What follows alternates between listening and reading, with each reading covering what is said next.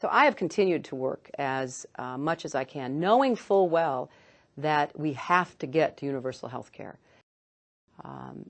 If you favor, as I know your editorial board does, a Medicare for all system, then you have to figure out where you get the votes for that and what the transition would be.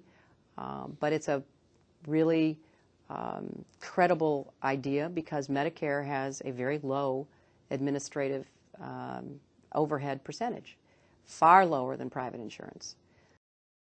See a campaign that has the worst kind of tactics, reminiscent of the same sort of Republican attacks on Democrats. Well, I am here to say that it is not only wrong, but it is undermining core democratic principles. Since when do Democrats attack one another on universal health care? I thought we were trying to realize Harry Truman's dream.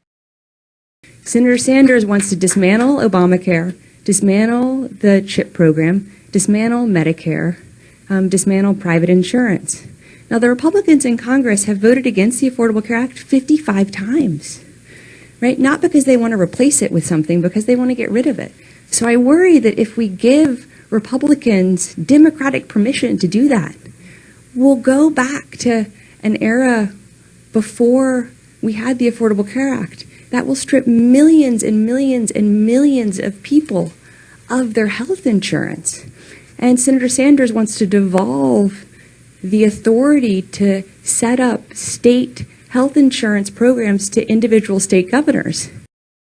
He wants to roll Medicare, Medicaid, the Children's Health Insurance Program, Affordable Care Act program, and private health insurance into a national system and then turn it over to the states to administer. Now, if that's the kind of revolution he's talking about, I am worried, folks. First of all, we have presented to the Senate, we have introduced legislation in 2013, a very long and detailed bill, which is a Medicare for All single-payer program. And it is applicable in all 50 states, and I've been a little bit disturbed that Secretary Clinton and her team there keep suggesting that it would not apply in Republican states. That's just not accurate. If the states don't go forward, the federal government will. So it's a 50-state program, which of course has to be. But I've got to say, I'm a little disappointed when I start hearing the exact same talking points coming out of my Democratic colleague, Hillary Clinton.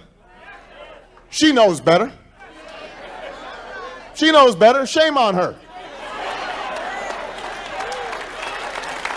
Shame on her. She knows better.